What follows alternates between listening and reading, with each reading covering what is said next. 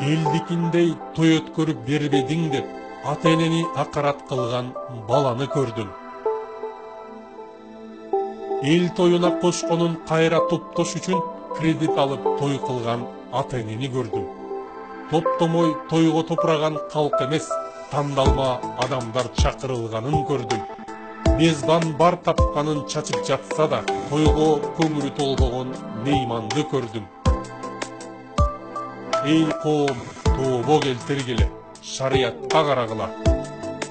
Эй жигит, той өткөрүү ата-эненин милдети эмес, ал сенин ишиң. Тапсаң өткөр, таппасаң бир кой союп болсо да ак никелүү адал жуптардан болгонуңарды элге жарыя кылып кой. Ата-эненин бергени сен үчүн ихсан, себеби сага бекер бербей карызга бериши да мүмкүн эле. Тойду кудуреттүү адам өткөрөт, аны кредит алып кылбайт, адал тойго арам аралаштырба. Эй эне ата, тойго кошсоң кайра топтош үчүн кошпо. Бергенин колко кылуу кусундусун жегенге барабар. Той кылсаң да кайра топтош үчүн кылба, анткени той топтоо үчүн эмес, таркатуу үчүн кылынат. Тойдон жолдо бараткан жолоочу да жеп кетет.